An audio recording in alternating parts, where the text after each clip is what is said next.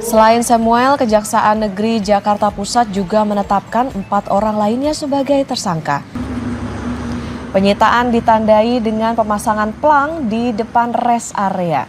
Terdapat kurang lebih 28 unit usaha yang berada di rest area tersebut. Selanjutnya penyidik akan segera menyerahkan aset tersebut untuk dilakukan pemeliharaan dan pengelolaan aset.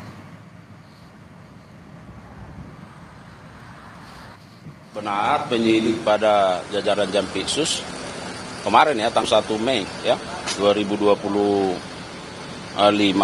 ya penyidik sudah melakukan penyitaan. Jadi melakukan pemasangan plang di rest area kilometer 21B Tol Jagorawi ya dalam kaitan dengan dugaan tindak pidana korupsi dan TPPU dalam tata niaga timah. Ya, dalam tata niaga timah. Selain Samuel, Kejaksaan Negeri Jakarta Pusat juga menetapkan 4 orang lainnya sebagai tersangka.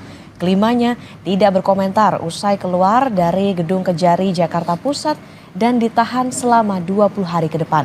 Sejumlah barang bukti disita, diantaranya uang tunai senilai 1,8 miliar rupiah, 7 sertifikat tanah, 176 gram logam mulia dan juga mobil.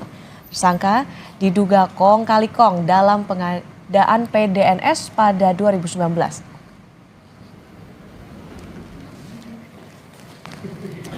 Tersangka SAP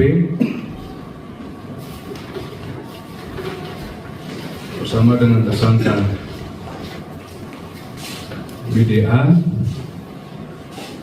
tersangka AA melakukan pemufakatan jahat untuk melaksanakan program yang tidak diatur di Perpres 95/2018, di mana mereka lah yang membuat dokumen perencanaannya, membuat kerangka acuan kerjanya, sehingga setelah dokumen itu ada, menyerahkan kepada tersangka NZ untuk diupload dan digunakan sebagai dokumen lelang. Lalu apa peran tiap tersangka proyek pengadaan Pusat Data Nasional Sementara atau PDNS? Kita sudah terhubung dengan jurnalis Kompas TV, Fedriska Ananda dan juru kamera Jamzari di Gedung Kejaksaan Negeri Jakarta Pusat. Selamat pagi Fedriska, apakah sudah ada informasi peran masing-masing tersangka dalam kasus ini, terutama mantan Dirjen Aptika Kemenkominfo Samuel Panggarapan?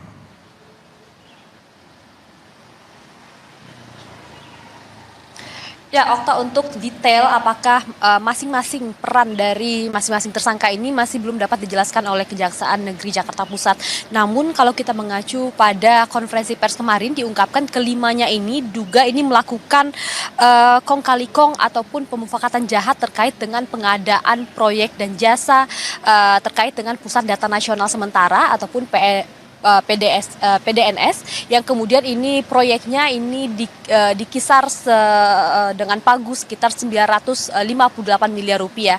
Namun memang terkait dengan berapa sebetulnya kerugian ini Kejaksaan juga masih menghitung terkait dengan dugaan kerugian dari proyek ini.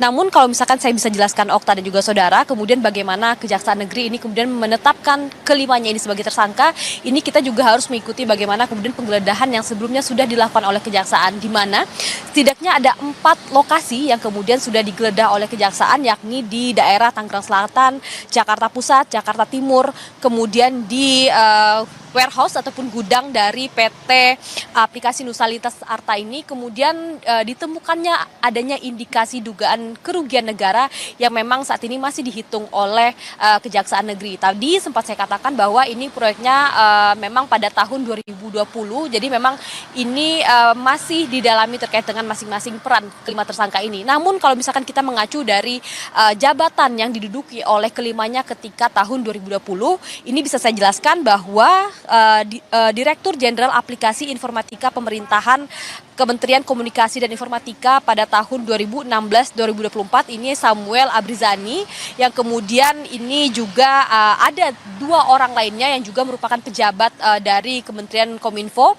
yaitu Bambang Dwi Anggono selaku Direktur Layanan Aplikasi Informatika pada tahun 2019 hingga tahun 2023. Kemudian yang terakhir ini adalah Nova Zanda ataupun NZ yang menjabat sebagai pejabat pembuat komitmen pada tahun 2020 hingga tahun 2024. 3 orang tadi ini merupakan pejabat dari Kominfo ataupun Komdigi kita ketahui saat ini, dan kemudian ada 2 orang lainnya yang diduga ini merupakan pihak vendor ataupun pihak swasta, yakni Alfi Asman selaku Direktur Bisnis Aplikasi Nusa Lintas Arta pada tahun 2014 hingga tahun 2023, kemudian Pini Panggar Agusti selaku Account Manager PT Dokotel Teknologi pada tahun 2017 hingga tahun 2021. Jadi memang tentu kasus ini masih dalam pendalaman oleh kejaksaan sendiri, di mana ini potensi kerugian negaranya juga masih dihitung oleh kejaksaan. Tadi saya katakan bahwa tender ini senilai 958 miliar rupiah. Okta.